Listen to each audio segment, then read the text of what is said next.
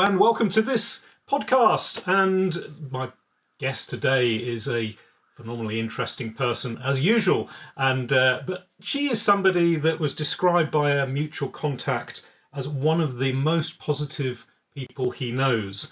And the subject of today's podcast is positivity, thinking positive, if you like. And of course, we all know the importance of this subject. This particular individual is somebody that has featured in Computer Weekly's Most Influential Women in UK IT. And many of you that will know about IT will know that this is an area where women have really had to fight and had to push through to actually make sure that they become successful in that area. And I'm quite sure that my guest's really positive attitude has enabled her to do this. She is also the founder of Cancer Central, which is a charity. I think I'm correct in thinking it's a charity, but it is an organisation that is dedicated towards furthering and advancing investigations into cancer. She has also been given numerous awards in various areas of her endeavour. And so I'd like to introduce you to Avril Chester.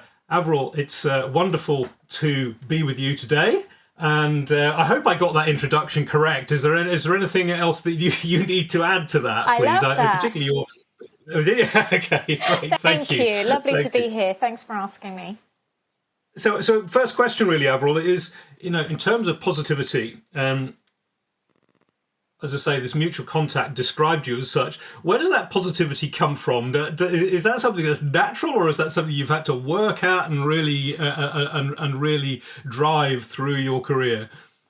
Honestly, it's natural, and I am going to thank my parents for it, because they're of a positive nature. So obviously, when things happen as a child, they always then look to see, okay, there's another side to this, where, where do we see, positivity in whatever's just happened. But the reason why I know it's natural is I'm a big fan of the StrengthsFinder book. And over my career, I've taken that test about 3 or 4 times, various different stages, really sort of different, actually, emotions when I took the test. And every single time, positivity came out as my top strength. Which made me laugh. So, yes, I like to have good fun in the day. So obviously you can tell I'm a very serious person. Yes, well, we've only briefly just met, but I can tell that is clearly an aspect of how you go about things. And how does, you mentioned, the childhood experience for all of us is hugely important, isn't it? I mean, what did your parents do? I mean, this might be a really useful thing for those people that are parenting at the moment. What did your parents do to engender that positive attitude in you? Oh my goodness, that's such a good question. Sort of reflecting back, there's 2 things. It's always that encouragement. I mean, even when I was really bad at something, and I'm sure my violin playing was really bad and quite squeaky and horrific to listen to. At the time, I thought I was a genius, even though I knew it didn't sound quite right. And whatever it is your children is learning or doing, it is that encouragement that goes with it. And then looking at that positive side.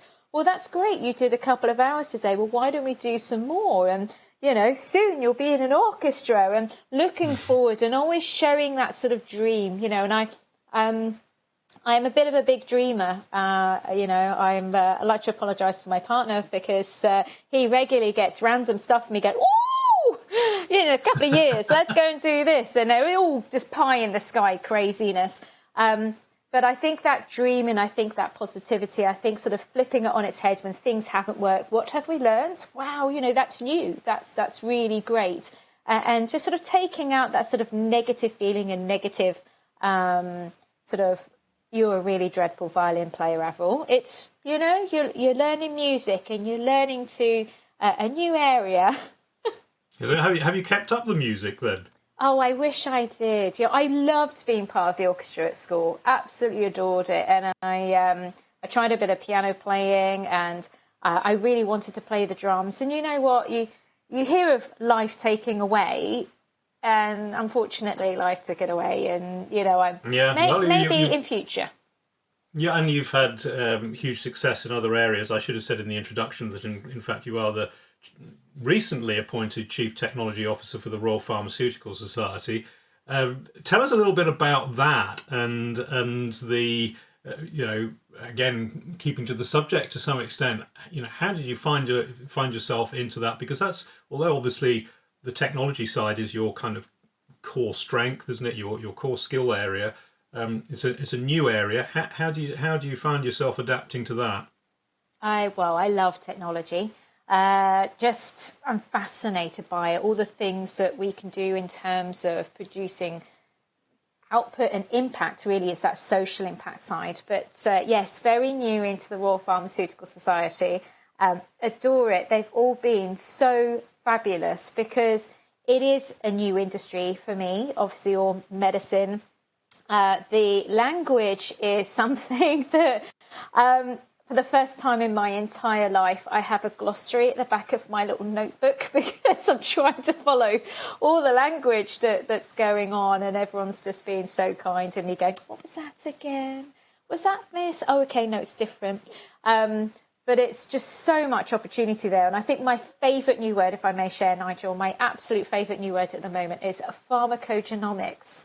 And obviously that's about precision medicine and using our genetic data to be able to really get to that illness, minimise the side effects rather than the carte blanche blanket for all. And of course, my special leaning towards that, you mentioned about my world of cancer and things like that. I think there's so much opportunity around, those targeted, very precision medicines that will change the world of chemotherapy, that will just be absolutely incredible. And it is in our lifetime. And I think, you always hear of things that are so far in advance, 20, 30, 40, 50 years, oh, we're just studying it now. No, it's round the corner. And that just excites me so much. So I think that excitement, I sort of bounce into work and go, oh, what next? What are we up to? What's going on here? And I'm nosing around everywhere, and they're being very kind to me. So tell us a bit about Cancer Central then, Avril, because obviously this is something you set up, which is extraordinarily successful, and you've had awards, I think, haven't you, for Cancer Central? It's obviously something you feel passionate about. Can you give us a little bit of an overview of how that came about and what it is, just so that the viewer, listener can get an understanding of that? Thanks, Nigel, and that's so kind. I still feel we've got so much to learn. So really, where it came from is I went through breast cancer. Obviously, clearly was not on the bucket list. So it was a bit of a shock to the system. I was off work for a year as I was going through sort of various kinds of treatments.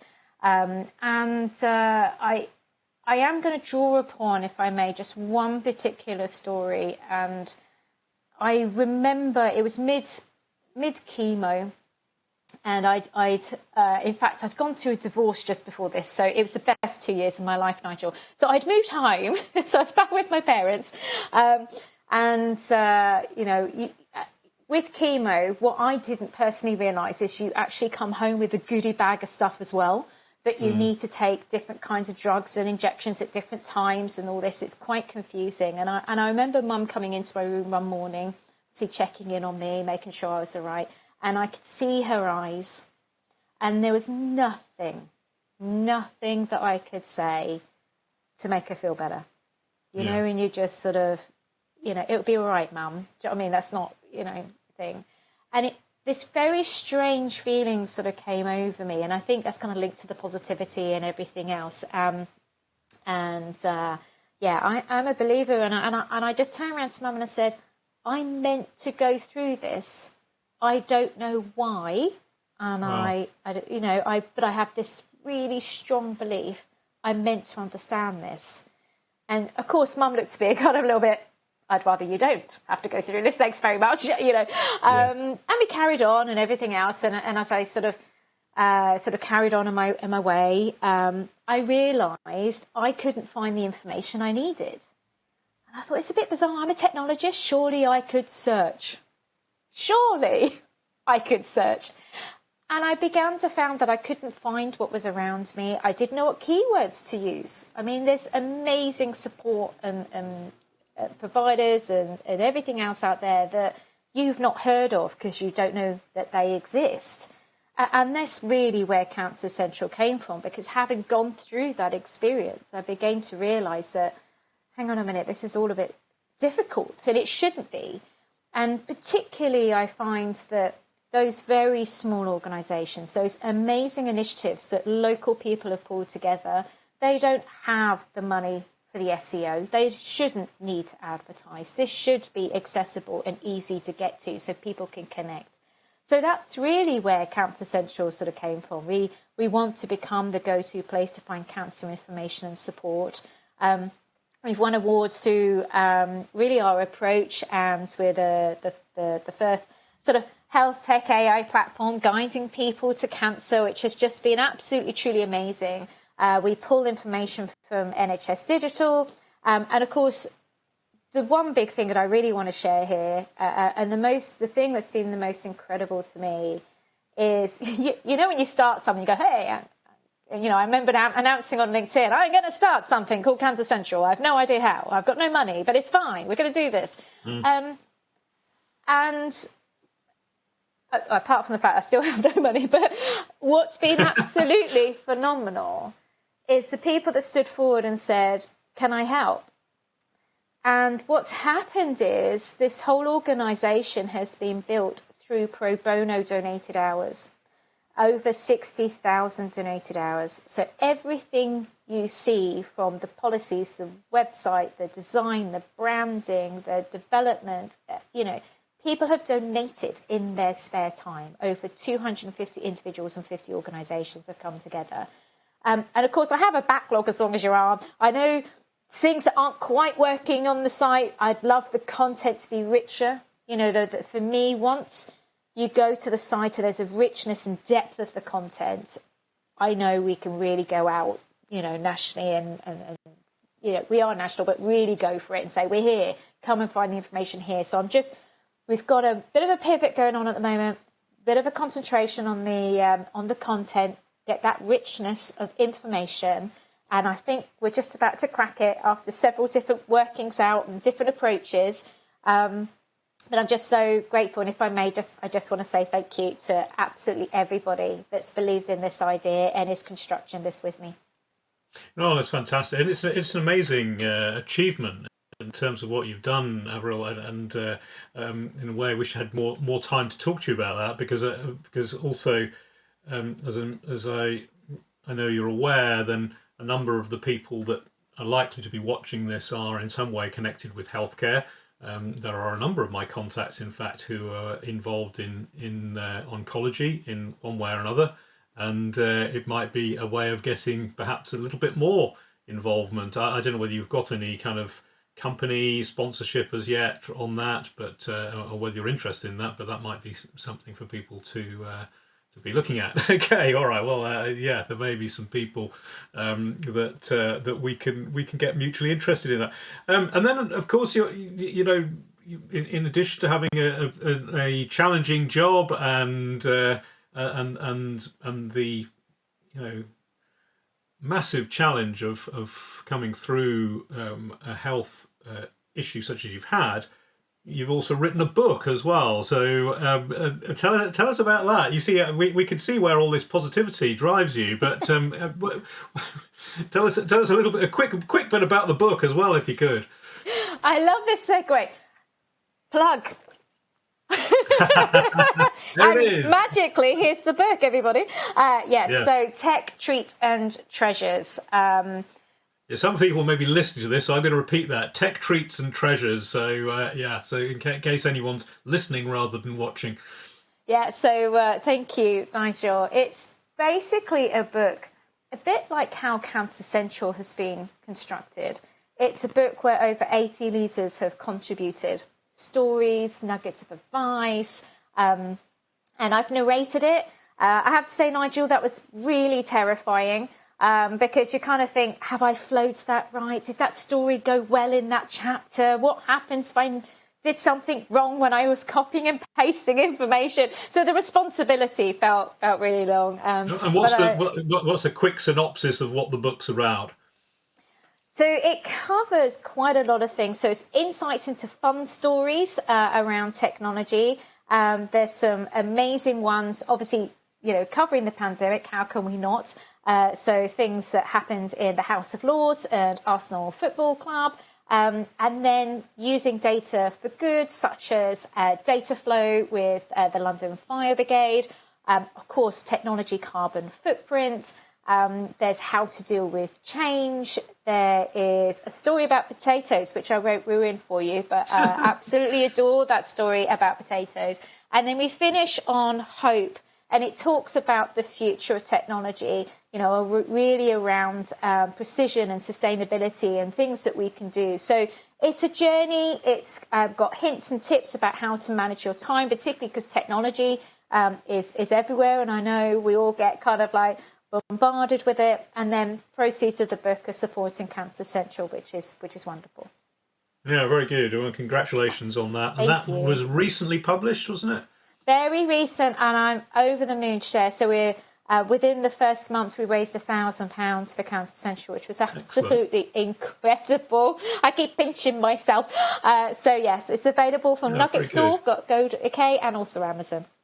So going back to the positivity, so I wanted, by the way, thank you so much for giving that overview of what you've done with Cancer Central and so on, and it's obviously a personal story.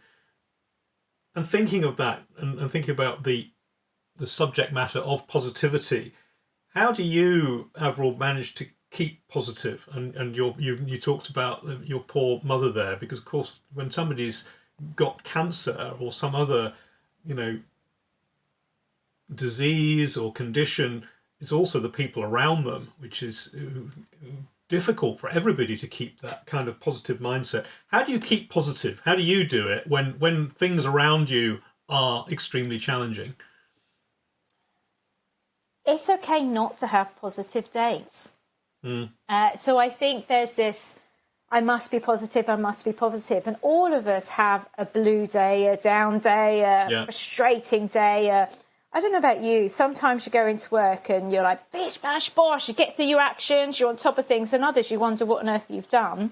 You somehow got to the end of the day and you feel a bit...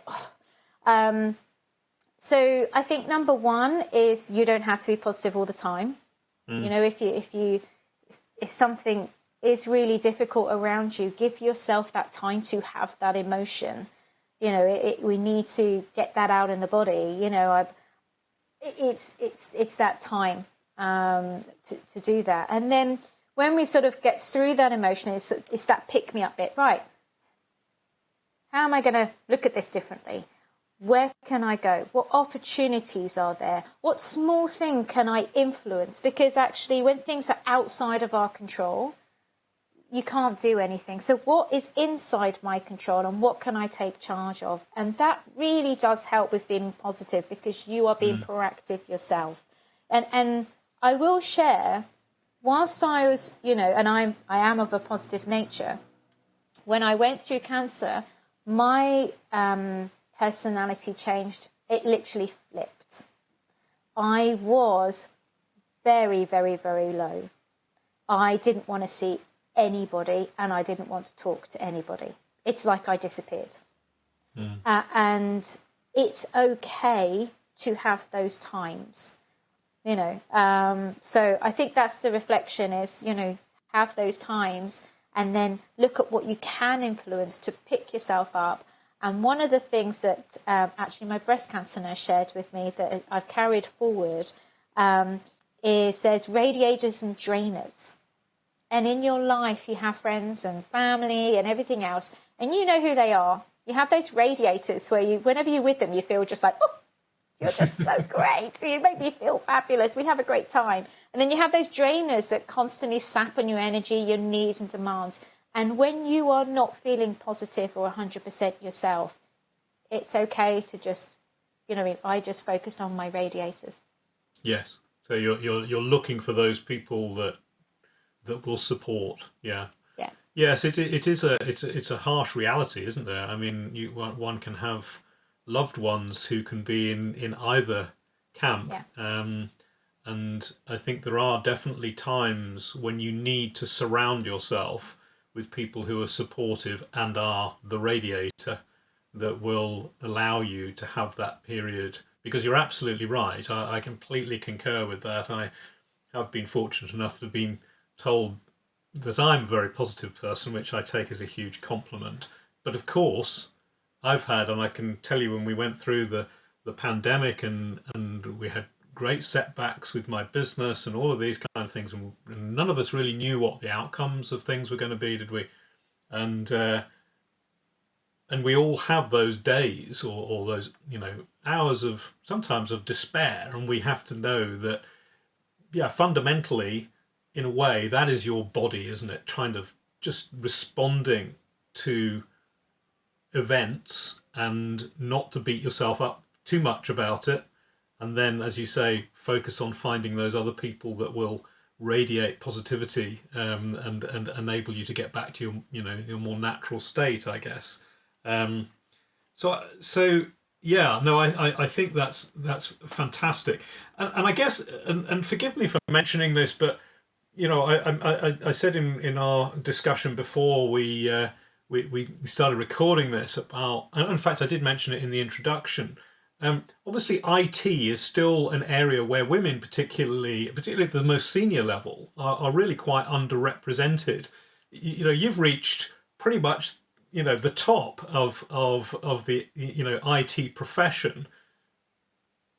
Is that your positivity that's done that, do you think, or is it just a massive passion for what you do, and that's an enablers? I mean, what would your comments be on that, or do you think it's something which you haven't even given much thought to? It's funny. I don't know about you. Whenever you reflect on yourself, it's really hard. Yes, it is. You yes. can always look at someone else and you say why they've got there, or and I have been very blessed in my career. I've had some male mentors in my life, Alistair and John in particular, that I want to sort of pull out, because there were moments where they've encouraged me for the promotion, or they've given me the promotion, or they've told me, you're ready for this. And of course, there's some very about, oh, no, I don't think I am.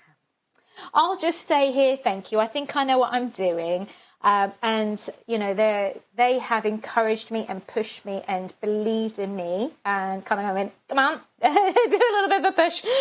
You can do this. And it's that other people's belief in you and giving you that safe space to learn fast, and get over those things. And so I have been lucky with my mentors, my managers and my leaders. I've also had roles that I've not suited.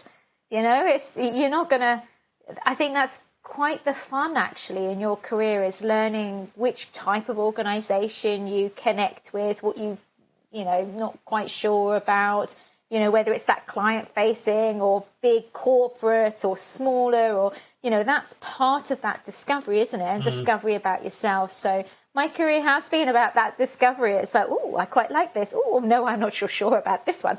And then, just being brave enough to take that risk. And it is that risk because,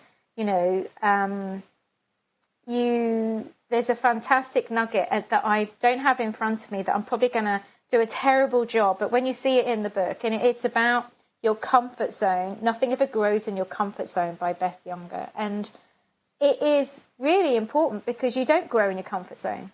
So you have to push yourself out there. But I do feel technology, we need to broaden that discussion. When you talk to a lot of women, they do feel it's about coding and I need to know everything around networking. And actually you don't. And I would argue it's the most diverse skill of industry. If you look at, chatbots, for example, that's around linguistics. You need to analyze and understand and look into the data and see trends. You need to look at design. So when you interact with something, whether it's your mobile or laptop or tablet, I'm interacting. That's around design. That's about user experience. And of course, then you've got your sort of networking and your infrastructure and your development and testing, and someone needs to organize us, whether it's an agile and a project fashion. There's all these different skills that are needed to deliver in technology. And I very welcome everybody into the technology industry, because it's not a traditional, you need to go through the profession and do the degree and grow. It's about taking your life experience, coming into the industry and helping it, helping us connect and make that social impact. So it is a broader topic. And I think the more we talk about that, the more females might be interested in joining technology, and we can give them the hands up they need to become senior leaders in the industry. Yes, and of course, one of the most effective ways of achieving that very often is having role models, and clearly, people like yourself help provide that. Is there? I mean, part of my audience that are likely to be watching this, quite a sizable part of them are in HR, and obviously diversity and looking at rebalancing things is an important aspect of the modern workplace. And are there any thoughts you have? I mean, as I say, IT is one of those areas where there is probably still underrepresentation. Do you have any thoughts on things that could be done to assist that and make people, again, to try and keep within the remit of our discussion, keep younger women, make them feel positive about that as a profession? There's so many things, and there's so many wonderful organisations that can help as well. I'm a massive fan of Code Untapped, so talk about bringing underrepresentation into the industry, and practical steps and advice and getting those connections. But one of the things I would like to encourage my HR partners to really consider is, particularly in IT, I get it when it's a very traditional subject, I really do. But in technology, I wouldn't obsess around education and grades and what if they did or didn't do a degree. There's apprentice options. There is really good ways of which they can learn and start to even just go around the tech industry themselves and learn what discipline they like. And then they can do a further course to develop those skills a bit more. So I think that very traditional, path that we've seen historically, which has been, you must have this qualification to even think about applying for this job, I think is really not applicable anymore to technology. It moves on so fast. I mean, I did a computer science A-level, and it's moved on so much. It's kind of, the principles are there, but you don't have to have done that to have learned it. Yeah, it's a very interesting point. I mean, it's the one could argue that there are a lot of walks of life where there's perhaps a little bit. I'm saying this rather carefully, because a lot of the people that might be watching this have got PhDs and so on. But yes, very true. But it is also true that, and I think many of them would probably agree that there are areas where that level of qualification is near to necessity, but there are lots of other areas where perhaps it isn't. And there are bright people out there who perhaps either developed a little bit later, or they are we're not engaged with the traditional education system, who can adapt to particularly areas of high technology, and also the younger people coming up now. They're so much more engaged with it, aren't they, than perhaps people previously. They have to be. So yeah, so it's a fascinating area. But coming back to the positivity thing, just to wrap up really, Avril, I mean, you've already touched on some of this, but I just wonder whether there's any key areas that anyone listening to this and realizing in this short period of time we've been talking that obviously you're a very positive person. Are there any kind of key things that people you already kind of mentioned about having these people who radiate? Any other sort of tips that you can think of to keep keep people on track, keep them positive? If I may, actually, it's my nugget for the book, and it's don't compare. I think we do it every day, don't we? We see someone absolutely nail a presentation, and we think, oh, I wish I could do that. Or someone speak up in a meeting, or look really intelligent, reflecting back in their points, or whatever it is. And sometimes that can knock our confidence. And confidence does impact positivity sometimes. Yeah, absolutely. Yeah. And it's, when you've really knocked your confidence, sometimes it's really hard to be positive. But actually focus on your strength. Because while you're busy admiring someone else, there's a fantastic quote as well that, somebody's admiring you for what you do. So sure, you may not be that, person that does the presentation, but I tell you what, you're probably that person that does that analysis so amazingly in that and reflect and question and do. And everyone goes, I wish I could do that. I wish I could spot that detail. I'm not a detail person. Focus on your strength.